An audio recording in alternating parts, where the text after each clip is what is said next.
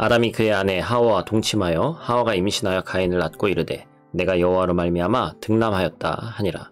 그가 또 가인의 아우 아벨을 낳았는데 아벨은 양치는 자였고 가인은 농사하는 자였더라.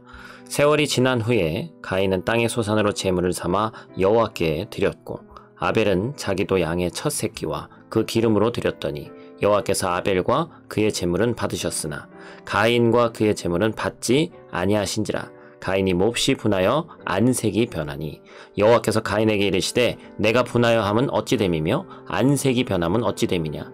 내가 선을 행하면 어찌 낯을 들지 못하겠느냐. 선을 행하지 아니하면 죄가 문에 엎드려 있느니라. 죄가 너를 원하나 너는 죄를 다스릴지니라. 가인이 그의 아우 아벨에게 말하고 그들이 들에 있을 때에 가인이 그의 아우 아벨을 쳐 죽이니라. 아멘. 샬롬. 오늘도 하나님의 말씀으로 하루를 시작하신 여러분들에게 하나님의 은혜와 평강이 충만하게 넘치시기를 간절히 축복합니다. 에덴 동산에서 쫓겨난 아담과 하와의 이야기를 시작으로 이제 그 쫓겨나서의 생활에 대해서 본문에서는 그리고 있습니다. 죄의 대가로 에덴 동산에서 쫓겨난 후에 그들의 생활 방식이 완전히 달라졌죠. 수렵 채집 생활에서 이제는 하루아침에 농경 생활을 하게 됐습니다. 땀을 흘리면서 땅을 갈고 씨를 뿌리고 그것을 키우는 방식을 터득하기까지 그들은 힘든 나날을 보내야 했을 거예요. 삶의 고통에 이렇게 허덕이고 있을 때 하나님의 축복이 배달됐습니다. 바로 아담과 하와 부부에게 가인과 아벨이라는 자녀를 선물로 하나님이 주셨죠. 하나님은 고통당하는 백성에게 관심과 사랑을 쉬지 않으시는 분이십니다. 성도들을 향한 그분의 궁극적인 목적은 고난이 아니라 축복이기 때문이죠. 가인은 농사를 짓는 농부가 되었고 둘째 아벨은 양을 치는 목동이 됐습니다. 그리고 그들은 각자 삶의 터전에서 얻은 것들을 제물로 삼아서 하나님께 드렸어요.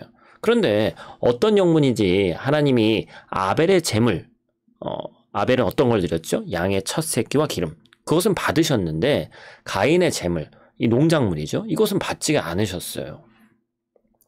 이제 그 후에 이제 반응이 중요합니다. 자기 재물이 거절당하자 가인은 분노했고 감정이 얼굴에 고스란히 드러났습니다.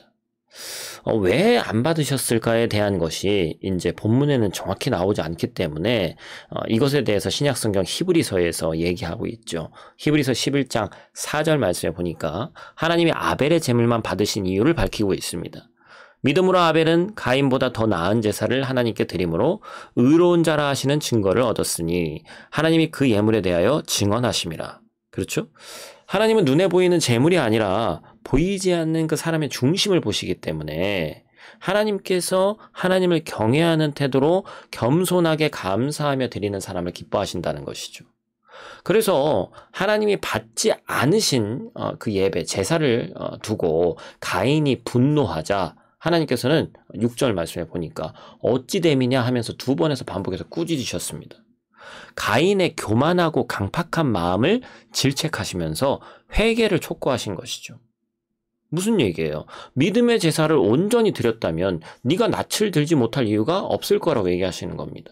그리고 선을 행하지 않고도 회개할 생각을 하지 않았기 때문에 낯을 들지 못한 채 죄의 먹잇감이 될 위기에 처해 있다, 이렇게 말씀하시는 거예요. 우리가 죄에 대해서는 구약 성경에서 말하는 이 죄의 개념에 대해서 우리가 많이 얘기를 했죠. 바로 궁수가 활을 쐈는데 표적을 명중시키지 못한 상태를 의미한다고 얘기했습니다. 하나님의 원래 뜻에서 빗나간 인간의 모든 말과 행동, 태도를 포괄하는 것이 죄죠. 이러한 죄는 마치 사나운 들짐승처럼 호시탐탐 우리를 삼킬 기회를 노리고 있습니다. 회개하며 돌이키지 않으면 죄를 다스리기는커녕 죄의 먹잇감이 되는 것이죠. 그런데 하나님의 책망에도 불구하고 오늘 본문에서 가인은 회개하기를 거부했습니다. 회개하는 사람은 죄의 원인을 자기 자신에게서 찾지만 회개하지 않는 사람은 그것을 자기 외부에서 찾습니다. 결국에 가인의 삶이 디테일하게 나오지 않지만 가인의 재물을 받지 않으신 까닭을 동생 아벨 탓으로 돌리는 것을 봐서 결국에 그는 어떻게 되는 거예요? 고의로 또 그를 아벨을 제거하기로 마음먹죠. 그의 삶이 어떠했는지 우리가 유추해 볼 수 있습니다. 결국에 가인은 아벨을 들로 유인해서 그를 쳐 죽였어요. 회개를 거부하고 죄의 노예가 된 결과 고의로 동생까지 죽이게 된 것이죠. 작은 죄라도 꾸준히 회개하고 제대로 다스리지 않으면 더 큰 악행을 저지를 수밖에 없다는 것입니다. 제사의 예배의 중심은 당연히 하나님이십니다. 그러므로 내가 드리고 싶은 대로 하나님께 드리는 것은 예배가 아니에요. 내 편의에 맞춰서 드리는 것은 예배가 아닙니다. 하나님이 기뻐하시는 것이 무엇인지를 고려해서 그것에 맞춰서 드릴 때 비로소 참 예배가 되는 겁니다.